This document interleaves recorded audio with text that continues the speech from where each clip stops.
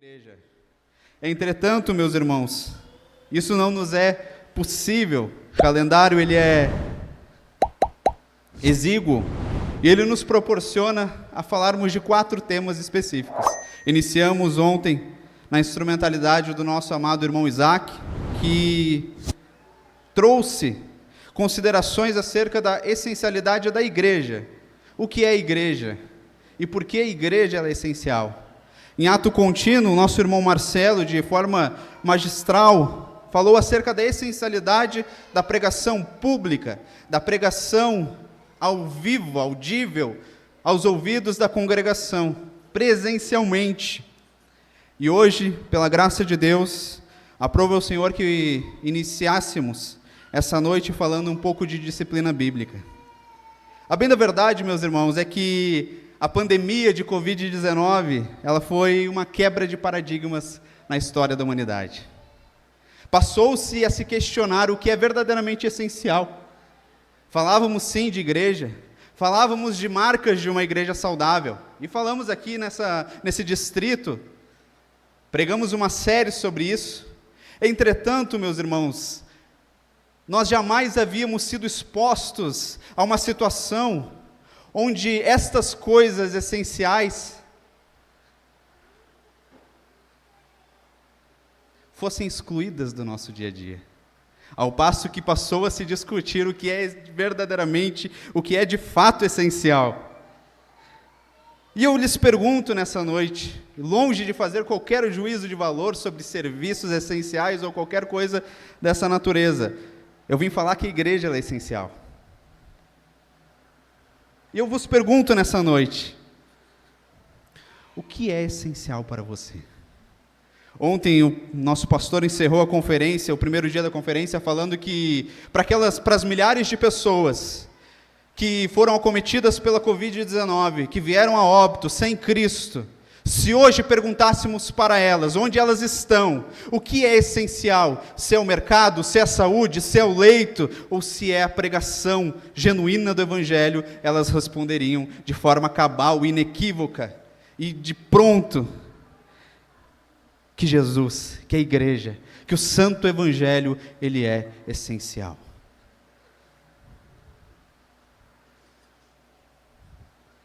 E a partir desse questionamento, o que de fato é vital, o que de fato é essencial na vida, eu vos pergunto, enquanto povo de Deus, no que nós precisamos para viver? Esse é o questionamento que se suscita a partir do momento que nós passamos a falar sobre igreja essencial, sobre vida comunitária. Tais questionamentos reúnem uma série de fatores. E para diferentes grupos de pessoas, ou até mesmo para diferentes grupos de cristãos, há respostas diferentes. E, infelizmente, para grupos de cristãos, há respostas diversas. Se você perguntar, talvez, para um governante, talvez ele diga que igreja não é essencial.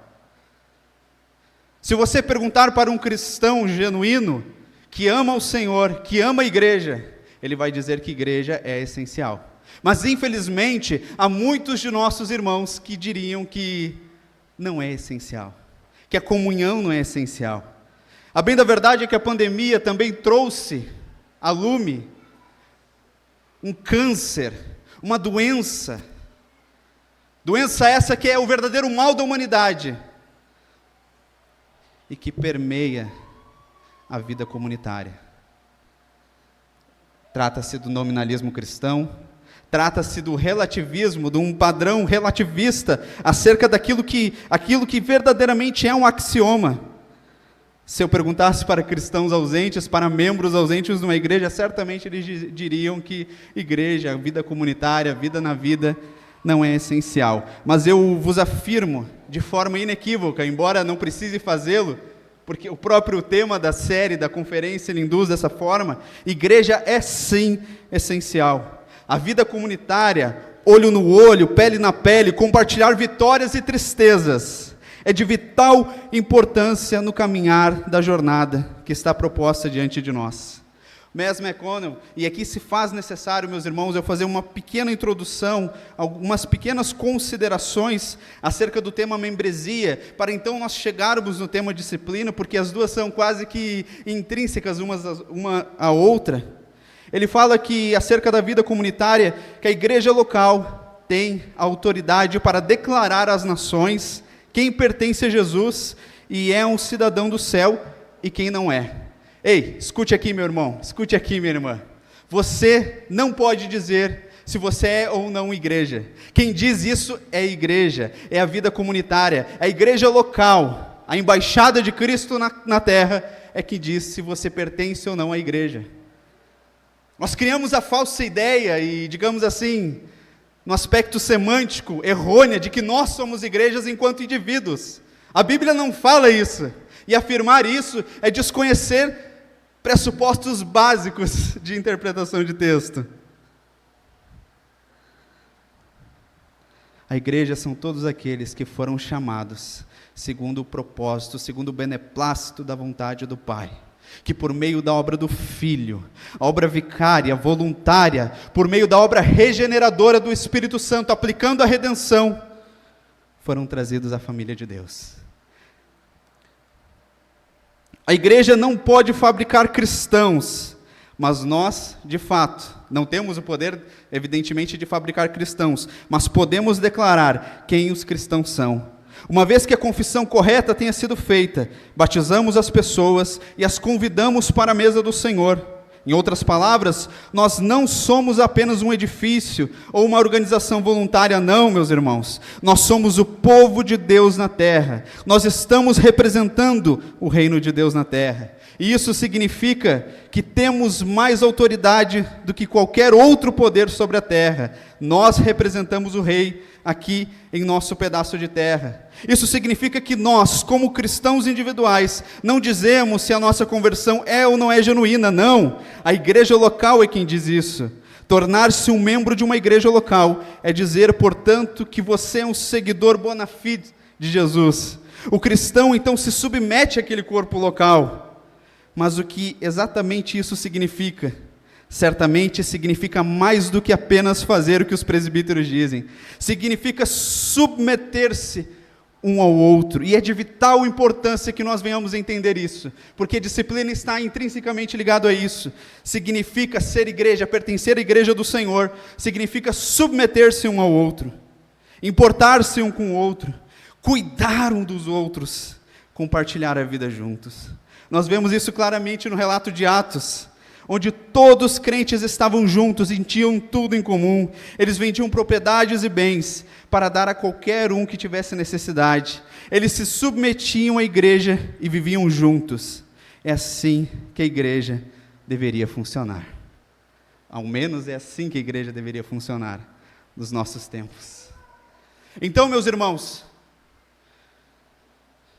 pertencer a uma igreja local, pertencer ao corpo de Cristo, a essa embaixada, porque a igreja é a embaixada de Cristo na terra, é um território estrangeiro dentro de uma outra nação, diga-se de passagem, uma nação hostil a esse território. Ser igreja é pertencer, é ter o seu passaporte carimbado por essa embaixada de Cristo na terra.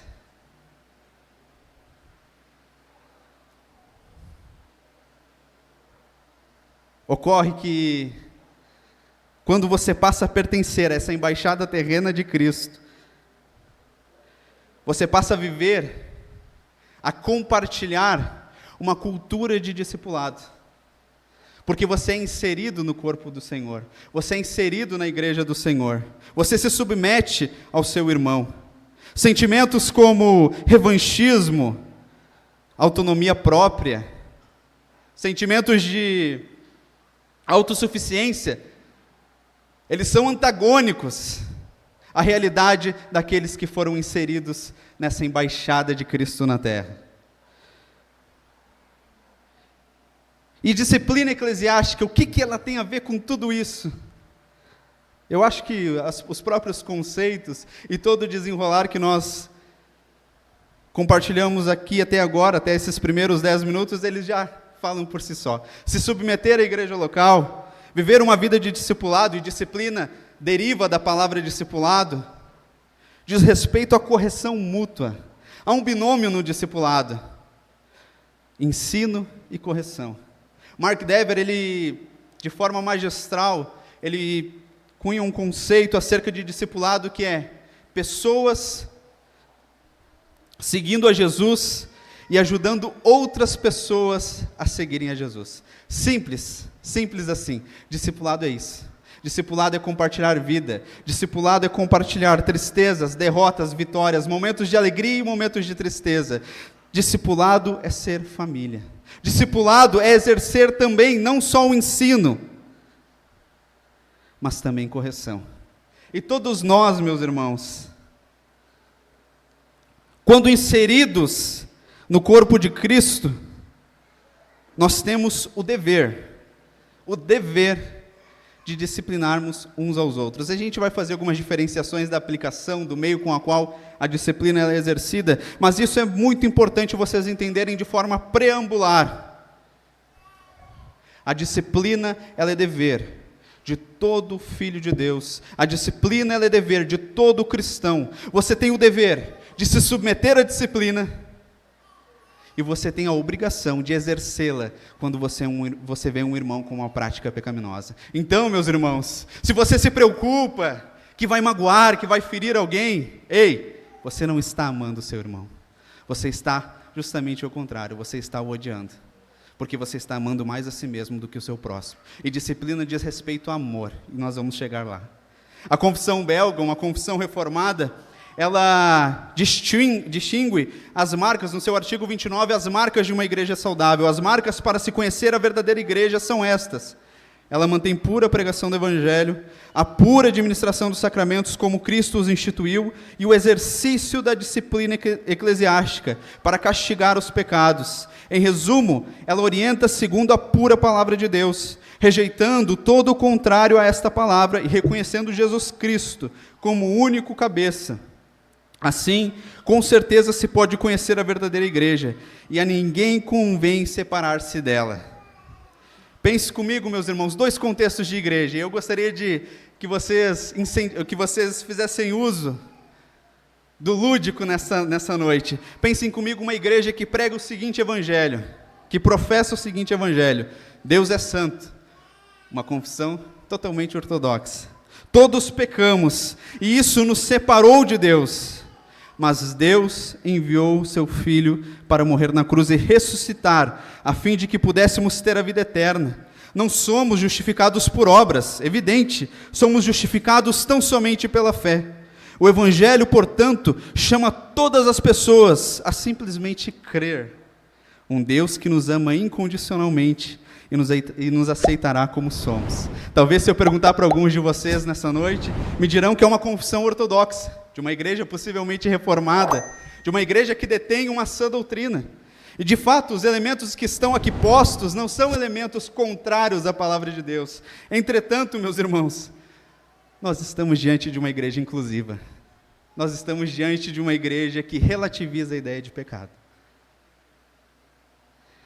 Porque o verdadeiro evangelho, a verdadeira profissão de fé, inclui necessariamente perdão de pecados, sim. É evidente que sim. Entretanto, meus irmãos, o perdão de pecados, a redenção, nós sermos reconciliados com Deus por meio da obra de Cristo, não implica somente perdão, mas regeneração. Nós somos regenerados para uma nova vida. Nós somos regenerados a um modo de viver digno, ao passo que não permanecemos nas práticas que outrora estávamos. Nós não somos apenas perdoados, nós somos regenerados para uma nova vida, uma vida verdadeiramente digna, ao passo que o nosso Evangelho, e aqui eu trago a segunda confissão de fé, que Deus ele é santo, todos pecamos, isso nos separou de Deus, mas Deus enviou o seu Filho para morrer na cruz e ressuscitar, a fim de que pudéssemos ser perdoados e que começássemos a seguir o Filho como nosso Rei e Senhor.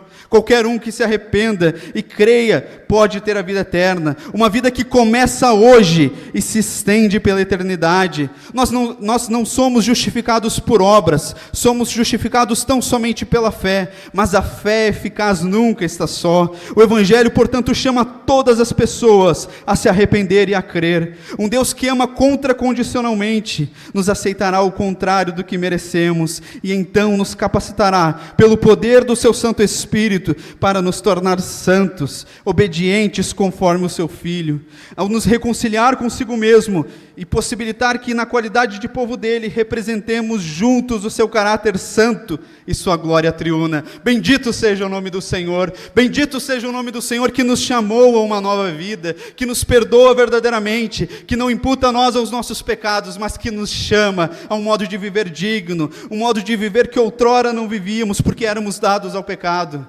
Esse é o verdadeiro Evangelho. E a partir dessa confissão de fé,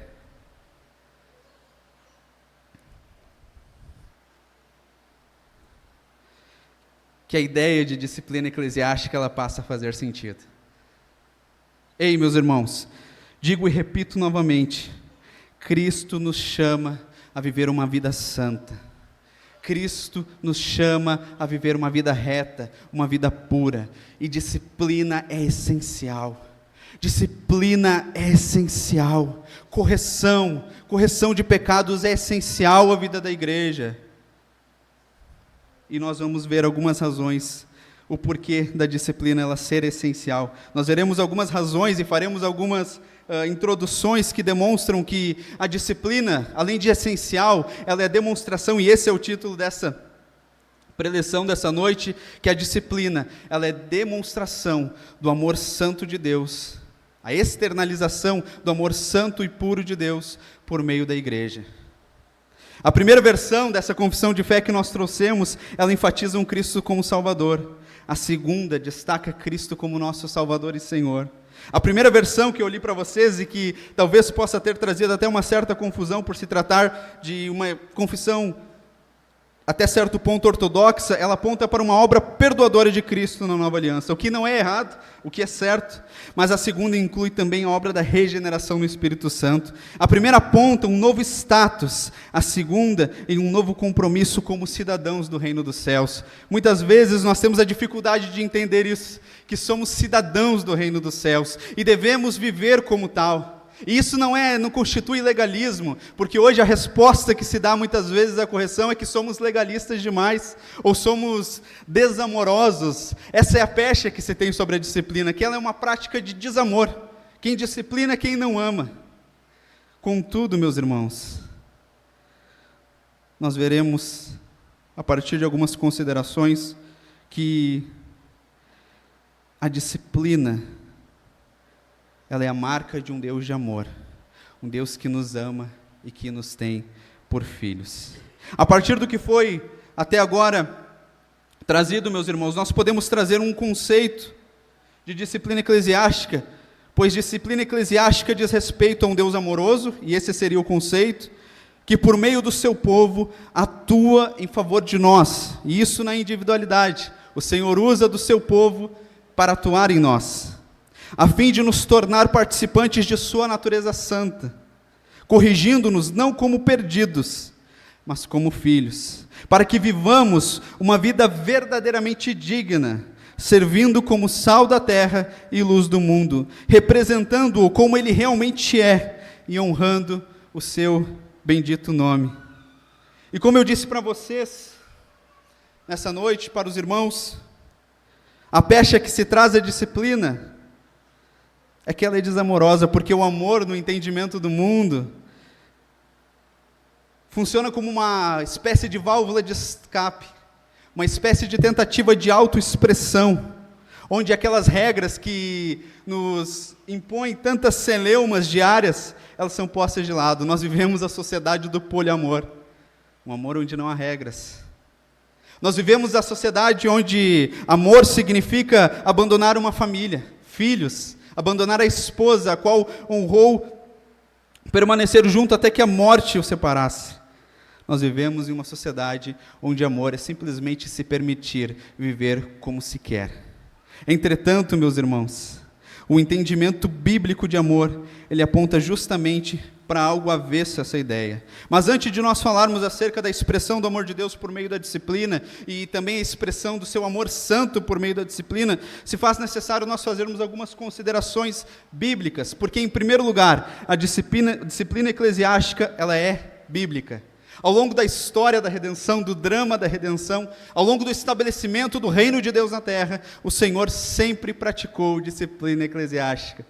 Nós temos desde o Éden, quando Adão e Eva, ao pecar, eles se divorciam, eles ofendem a santidade de Deus, nós temos a sua excomunhão. A primeira excomunhão da história da humanidade se deu no Éden, quando Adão e Eva, eles são excluídos da vida do jardim.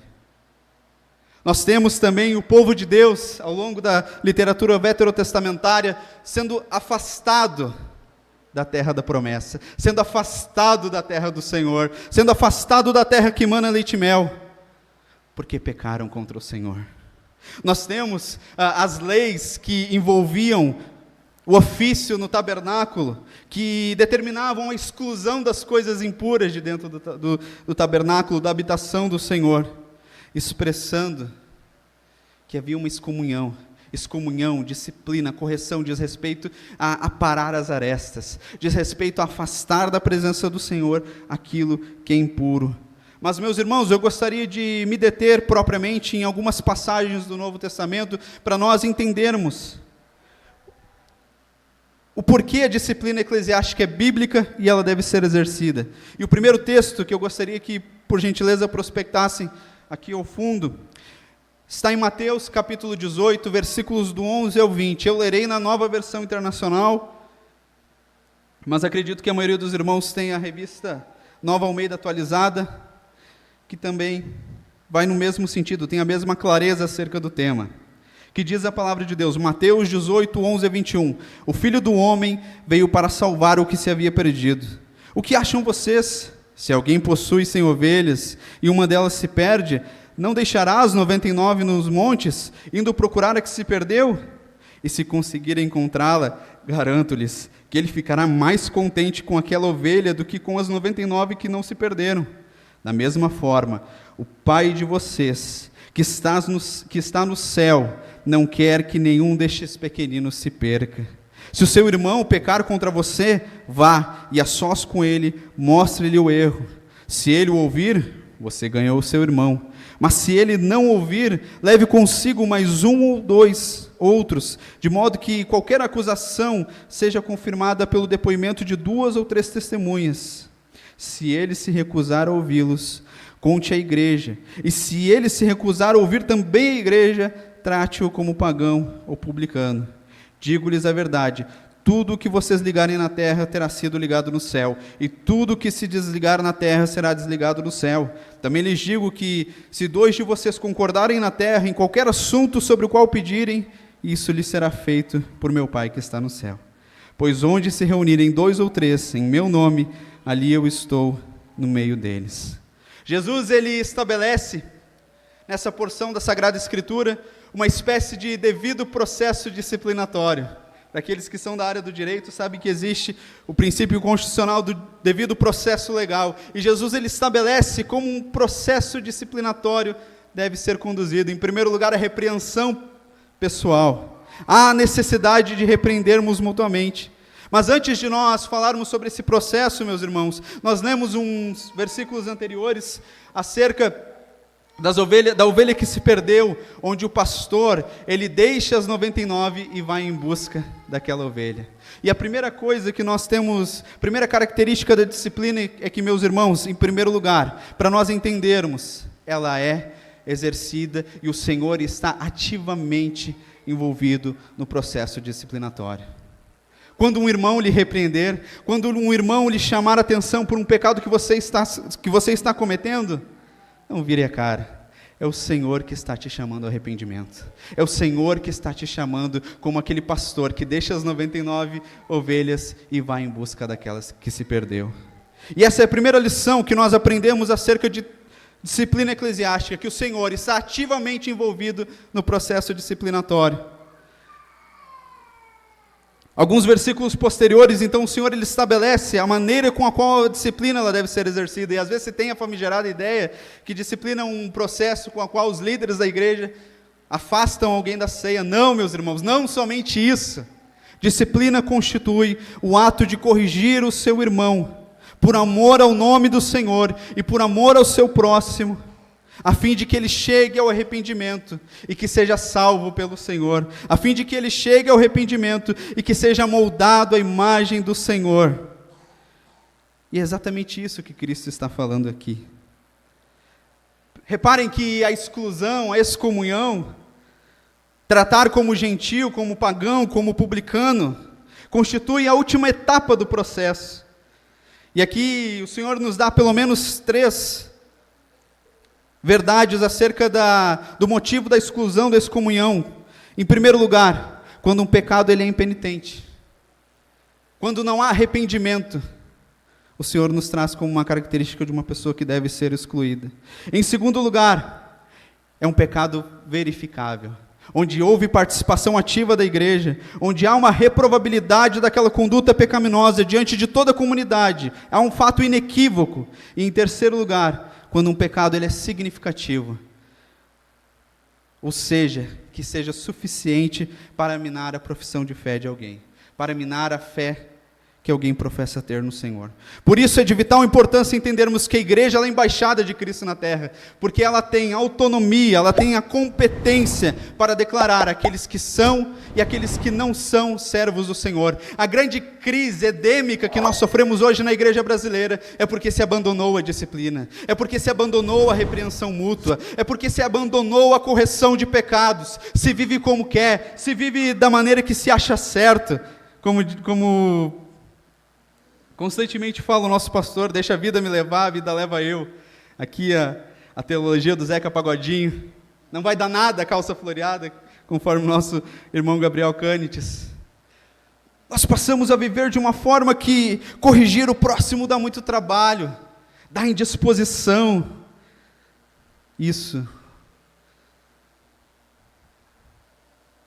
é porque nós amamos a nós mesmos, não exercer a disciplina no seio da igreja, não ser um irmão que verdadeiramente corrige o próximo e que se dá a ser corrigido, é porque nós amamos demais a nós mesmos, é porque nós nos tornamos uma espécie de desigrejados funcionais, onde, embora estejamos de corpo presente aqui, nosso coração está bem distante.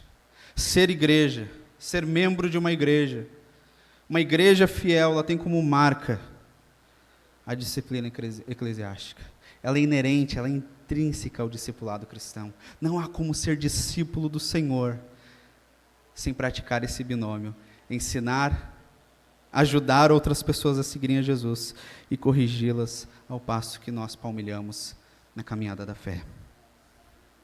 O apóstolo Paulo, de igual modo, na primeira carta aos Coríntios, no capítulo 5, ele traz uma situação prática, onde há aplicabilidade da excomunhão. E aí é o segundo texto do Novo Testamento que eu gostaria de trazer para refletir com os irmãos, que ele alude à necessidade de afastar determinado membro, porque estava tendo uma relação incestuosa com a esposa de seu pai, e ele nos diz: por toda parte se ouve que há imoralidade entre vocês, imoralidade que não ocorre nem entre os pagãos, a ponto de alguém de vocês possuir a mulher do seu próprio pai.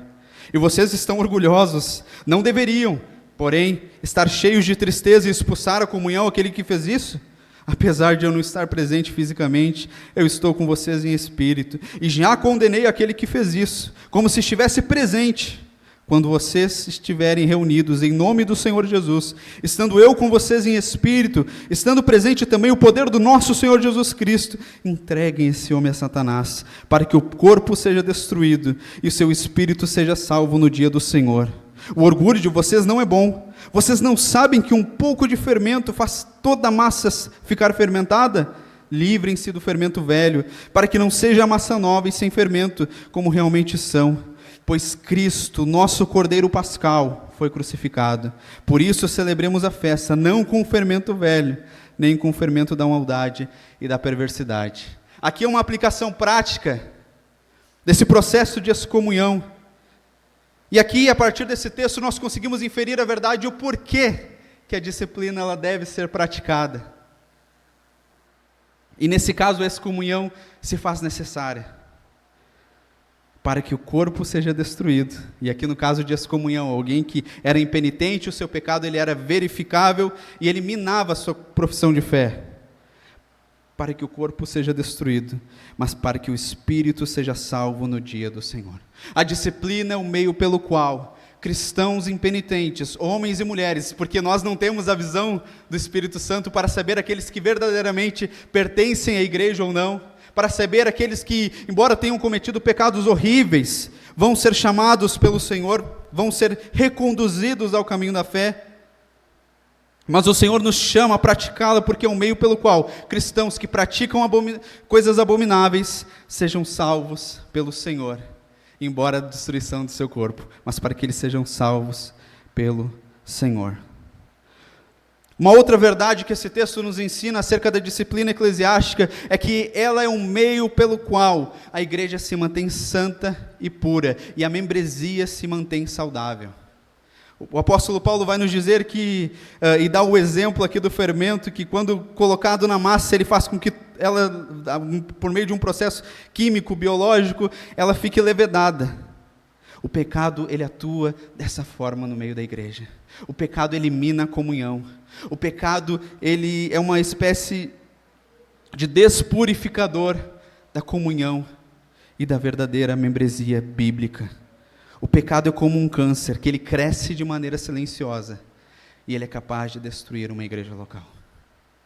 Razão pela qual, meus irmãos, nós temos o dever, enquanto cristãos, enquanto membros da embaixada terrena de Cristo na terra, de praticar a disciplina eclesiástica. O último texto que eu gostaria de ver com vocês, acerca desse apanhado bíblico, sobre disciplina eclesiástica, é o capítulo 5 de Mateus, os versos 13 a 16, que nos diz a Sagrada Escritura: vocês são o sal da terra, mas se o sal perder o seu sabor, como restaurá-lo?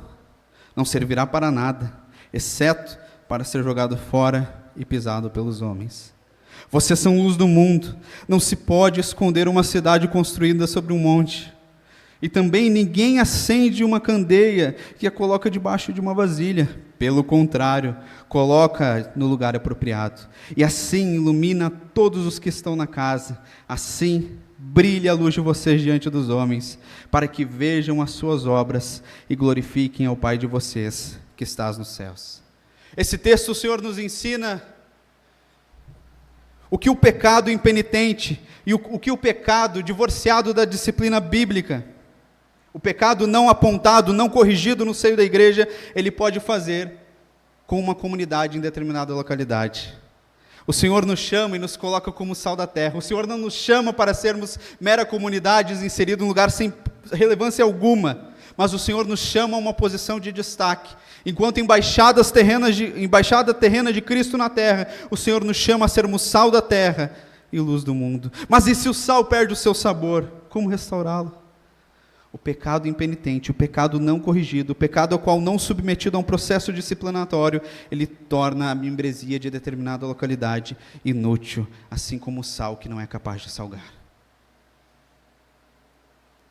O pecado torna a vida de um cristão inútil, estéril, fértil, infértil, quando não corrigido. Então, meu irmão e minha irmã, quando olhares para o teu próximo pecando, pense nisso. Quando olhares para o teu irmão pecando, pense nisso. Pense que ele está se tornando inútil, se fazendo inútil. Ele está se tornando como uma candeia de luz apagada. Ele está se tornando como um sal que não é capaz de dar sabor.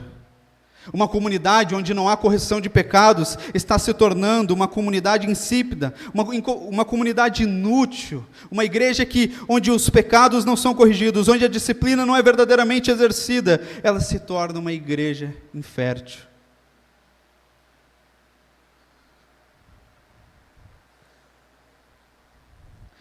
Nós somos o povo a qual temos sobre nós o nome do Senhor.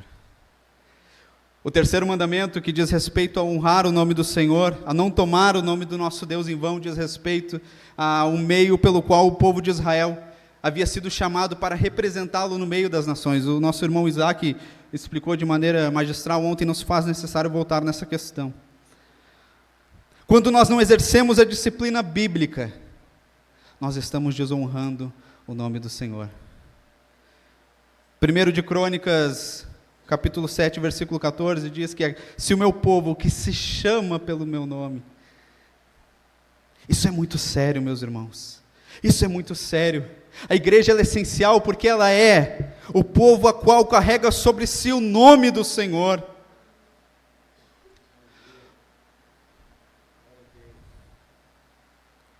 A igreja é a candeia acesa nesse mundo de escuridão. Não deixemos que essa candeia se apague.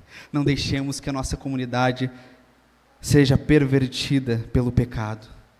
Exerçamos, meus irmãos, exerçamos a disciplina. Isso é muito sério, meus irmãos. O pecado ele é sério. O pecado destrói vidas, o pecado destrói comunidades. A disciplina eclesiástica ela é essencial, porque ela corrige o pecado. Ela nos faz sermos verdadeiramente representantes do Senhor nessa terra. Ela autentica, de fato, aquele passaporte que cada um de nós carregamos como membros dessa embaixada celestial. Sobre nós está o nome do Senhor, meus irmãos. Isso é muito sério, isso é de extrema seriedade. Vidas transformadas tornam um testemunho da igreja vivo e atraente. O mundo ele não precisa de uma sombra cristianizada de si mesmo. E quando uma igreja ela se dá a se corromper pelo pecado, ela se torna uma versão cristianizada do mundo. A igreja no Brasil ela não é capaz de trazer tal impacto sobre a sociedade. Nós temos corrupção, nós temos uma sociedade violenta, promíscua, porque há muito se deixou de exercer verdadeiramente a disciplina eclesiástica. Porque líderes são corruptos, líderes vivem entregues aos seus pecados. Homens e mulheres no seio da igreja são dados ao pecado. A membresia ela está minada, ela está totalmente contaminada. É um câncer que já tomou todos os meandros da igreja brasileira, que é o pecado. Que sejamos uma comunidade de luz em meio a tantas em meio a essas densas trevas, porque o mundo ele não precisa de uma sombra cristianizada de si mesmo. O que ele precisa é algo cheio de cores, sabores. Ele precisa de algo impactante. A disciplina eclesiástica ela é de vital importância para que o testemunho da igreja permaneça rígido diante dos descrentes. E a disciplina, meus irmãos, ela não é um processo de desamor. Pelo contrário, o escritor nos Hebreus, ele nos elucida essa questão, quando ele traz a relação da disciplina como um meio demonstrativo do amor de Deus. E a partir disso nós identificamos que a disciplina é algo a qual o próprio Deus está envolvido nesse processo, como eu falei para vocês, porque Ele é o bom pastor, que deixa o rebanho para resgatar a ovelha que se perdeu. A disciplina também serve para o bem do pecador, porque nós o excluímos no último processo, no último estágio da excomunhão, para que o corpo seja destruído, mas para que o espírito seja salvo no dia do Senhor. Ela também impede que o pecado danifique a igreja local, porque o testemunho da igreja permanece rígido diante da sociedade, como uma comunidade de luz, como uma comunidade que não constitui uma mera demonstração cristianizada do que o mundo é. E ela é a expressão do amor de um Deus santo pelo seu povo, porque o nosso Deus, ao passo que Ele é amoroso, Ele também é santo, e Ele é tão amoroso que Ele nos faz partilhar da sua santidade, por isso Ele nos regenera por meio do seu Santo Espírito, para que nós venhamos a partilhar da sua natureza santa, para que nós venhamos ser moldados à imagem do seu Filho, que é santo, que é belo, que é lindo. Por isso a disciplina ela é verdadeiramente amorosa. A concepção bíblica de amor nos induz necessariamente a essa condição de exercermos a disciplina. Na concepção mundana de amor, a disciplina constitui uma maneira de desamor. No entanto, a Sagrada Escritura nos prova que, sobretudo, o amor é quem motiva a disciplina. Hebreus 12:6 nos diz que o Senhor disciplina quem ama e o tem por filho. Nesse sentido, nós concluímos que o amor motiva a disciplina. Deus nos disciplina para o nosso bem, para que participemos da sua santidade, meus irmãos. Nenhuma disciplina parece ser motivo de alegria no momento, conforme diz o escritor aos Hebreus, no capítulo 12, versículos 10 a 12. Nenhuma disciplina parece ser motivo de felicidade no momento, mas sim de tristeza. E essa é uma faceta da disciplina. Quando somos disciplinados, somos como crianças ao ser corrigidos pelos pais. Nós ficamos, de certa forma, tristes. É ruim quando o pastor dá aquela cutucada mais forte em nós. É ruim quando aquele irmão chega e diz, olha, isso que tu está fazendo não é bacana, não é legal, isso aí é pecado, tu está ofendendo a santidade do Senhor. Porém, conforme o escritor aos Hebreus, que deixa em off para nós aqui, para mim é Paulo. Amém. Se a igreja acredita, pode dizer um amém. Estou brincando, meus irmãos. Ela produz um fruto de justiça e paz para aquele que por ela foram exercitados. Momentaneamente, somos levados a uma condição de tristeza. Entretanto, o fruto produzido da disciplina é um fruto de justiça e de paz.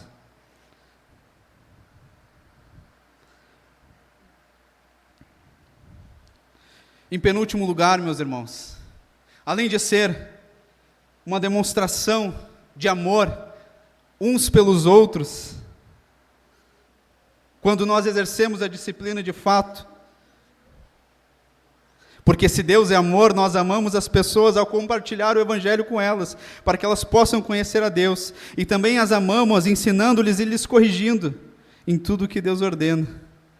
Se a disciplina de fato ela é amorosa, ela revela que o amor de Deus ele é santo. A disciplina, além de revelar o amor de Deus, revela também a sua santidade, porque diferentemente do que muitas vezes se acredita, não há como dissociar um Deus amoroso, justo, de um Deus santo. Deus ele é integralmente santo, Deus é integralmente justo, e ele é integralmente amoroso.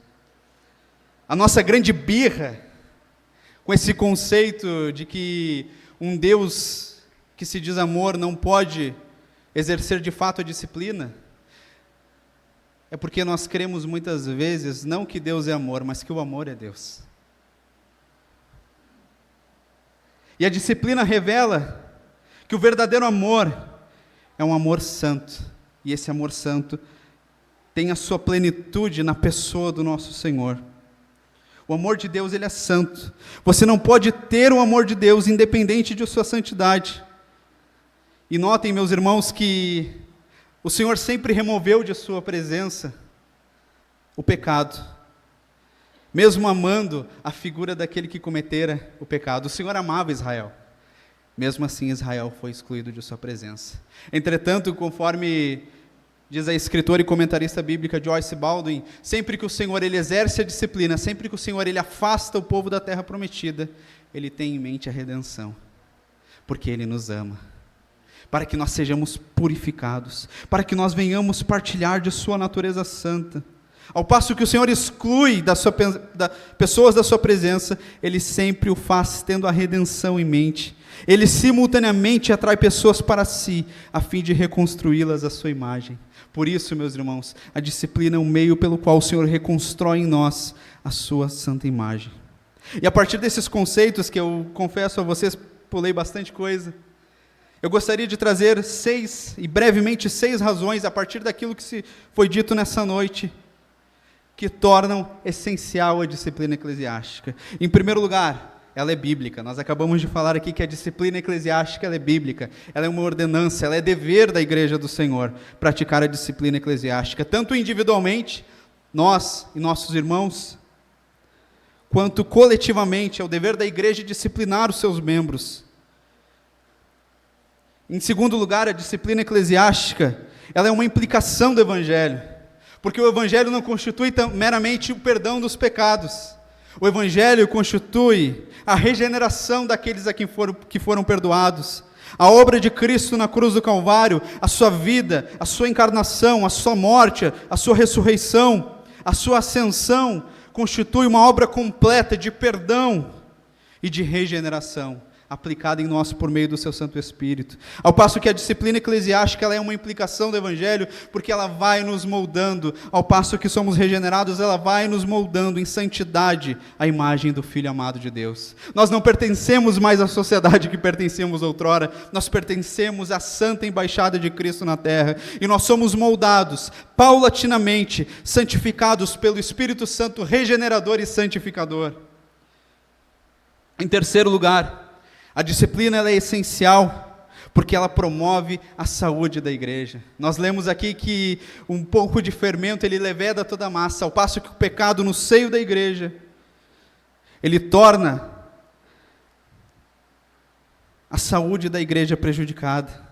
Em quarto lugar, a disciplina ela é essencial porque ela esclarece e exibe o testemunho da igreja perante as nações. Que nós venhamos ser verdadeiramente sal da terra e luz do mundo somente por meio da prática da disciplina eclesiástica, porque ela esclarece, ela exibe o testemunho da igreja em determinada localidade, em determinada nação. E em quinto lugar, a disciplina ela é essencial porque ela alerta os pecadores que o pecado não permanecerá impune, mas que haverá um julgamento maior. A disciplina demonstra diante do incrédulo, a disciplina demonstra diante da igreja que o pecado não permanecerá impune, mas que o pecado será verdadeiramente castigado. E em sexto e último lugar, e mais importante, a disciplina eclesiástica, ela protege o nome e a reputação de Jesus Cristo na terra, porque nós somos o povo, nós somos a embaixada do Senhor, o povo que leva sobre si o nome do Senhor, por isso ela é essencial.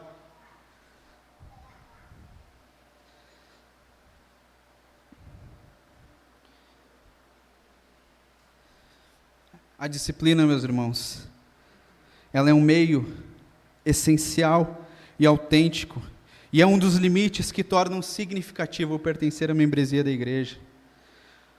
A suposição que se tem é que os membros da igreja são pessoas que podem tomar a ceia do Senhor sem trazer vergonha para a igreja, sem trazer condenação para si e sem trazer desonra para Deus, o Evangelho. Por isso a disciplina, ela é preponderante na vida e na saúde da igreja. E a disciplina, como com um conceito final que eu gostaria de trazer para vocês, ela constitui, de uma forma mais simplificada, não tão técnica, em apenas obediência a Deus e uma simples confissão de que nós precisamos de ajuda. Isso é disciplina. Se submeter à disciplina e à membresia de uma igreja é dizer que eu não posso andar sozinho. É dizer que eu não tenho faculdade suficiente para me manter em pé sozinho. E meus irmãos, aqueles que tratam a membresia, a igreja, a pregação, como algo que não é dotado de essencialidade, aqueles que tratam a membresia da igreja relativizam a sua presença, meus irmãos, é impossível caminhar sozinho. A ausência apenas demonstra que há pecados maiores que estão encobertos. Nós necessitamos uns dos outros, e a disciplina se submeter e exercê-las constitui justamente isso, a dizer que não podemos andar sozinhos, não podemos viver a vida cristã sozinhos. O nosso propósito em praticar a disciplina na igreja é positivo, para que a pessoa que recebe essa disciplina, para os outros cristãos, quando eles veem o perigo real do pecado, para a saúde da igreja como um todo e para o testemunho coletivo da igreja para os de fora. Acima de tudo, a nossa santidade tem de refletir a santidade de Deus. Ser membro de uma igreja precisa ter significado, e não haverá significado em ser membro de uma igreja se a disciplina não for devidamente administrada no seio da igreja. Precisa ter peso, precisa ter significado. Nós não podemos ser vistos pela sociedade como um qualquer, como alguém que pratica, tem os seus pecados de estimação, como alguém que vive uma vida dissoluta. Não, nós temos que ser vistos como verdadeiros embaixadores de Cristo na terra. Nosso testemunho tem que ser palpável, tem que ser rígido, não por causa de orgulho pessoal, mas por causa do nome de Deus. Manter uma vida santa não diz respeito sobre você especificamente, mas diz respeito sobre aquele a quem você representa, o nome do santo amado de nossas almas. Nós precisamos ser capazes de mostrar que há uma distinção entre a igreja e o mundo, E isto é o que significa ser cristão. Se alguém reivindica ser cristão e se recusa a viver como um cristão deve viver, precisamos amorosamente seguir o exemplo de Paulo e excluí-lo para a glória de Deus e para o bem da pessoa excluída. O problema, meus irmãos, é que nós, a igreja brasileira, nos tornamos tão semelhantes aos incrédulos que eles não têm qualquer pergunta a fazer-nos. Nos tornamos, como eu disse outrora, uma versão cristianizada do mundo. Que vivamos, queridos, de tal modo que as pessoas sejam construtivamente curiosas, que o nosso testemunho venha trazer impacto, que o nosso testemunho enquanto igreja, enquanto praticantes da disciplina, venha trazer sobre o mundo inquietude. Nós precisamos viver de um modo que confirme a nossa profissão de fé, e nós precisamos um dos outros, nós precisamos de pele na pele, nós precisamos de olho no olho, mão na mão, para poder seguirmos e labutarmos dessa forma na causa do reino de Deus. Precisamos amar uns aos outros e aqueles que estão fora da nossa igreja, os quais são afetados também pelo nosso testemunho. Nós precisamos ter amor pelo indivíduo, para que ele seja admoestado e trazido ao arrependimento. Nós precisamos ter amor pela igreja, para que as ovelhas mais fracas sejam protegidas. Nós precisamos ter amor pelo mundo que nos observa, para que ele veja o poder transformador de Cristo. Nós precisamos ter amor por Cristo, para que o seu santo nome seja preservado e que a igreja o obedeça. Por isso, a disciplina é uma forma cabal de demonstração de amor. Que o Senhor nos ajude, que o Senhor nos faça disciplináveis e disciplinadores uns dos outros, para que possamos ter verdadeira saúde espiritual e representar o seu nome verdadeiramente nessa terra. Curva a tua cabeça e oramos ao Senhor.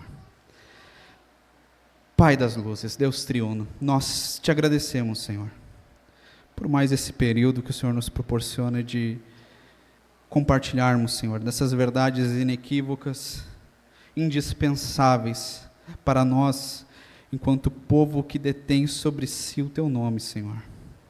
Ah, Senhor, como nós somos insuficientes. Viver de uma forma na solitude é ser dado ao auto-engano, Senhor. Livra-nos disso, Senhor. Livra-nos disso, Senhor. Nos ensina a caminhar como comunidade, Senhor. Nos ensina a não sermos ausentes, Pai. Nos ensina, Senhor, a abrir verdadeiramente nossa vida uns aos outros, porque nós necessitamos uns dos outros, porque esse é o meio pelo qual o Senhor nos molda a sua própria imagem. Ajuda-nos, Senhor. Torna, Senhor, essas verdades, dá peso a elas em nossa vida, em nossa mente, em nosso coração, Senhor, para que sejamos verdadeira igreja, como igreja deve ser, para que sejamos e venhamos amar, Senhor, como Tu nos amou, de forma santa, de forma a, muitas vezes, apontar aquilo que necessitamos ser corrigidos, Senhor, e atuar ativamente para essa correção, Senhor. Faz-nos diferentes, Senhor. Dá-nos, Senhor, o senso de essencialidade do que é ser igreja, para a glória do Teu nome, Senhor, para o bem dos de fora, Senhor, para o bem daqueles que nos observam, Senhor, que o nosso testemunho seja rígido diante das nações, e para o bem da saúde do Teu povo, Senhor, que nós venhamos viver para a Tua maior glória.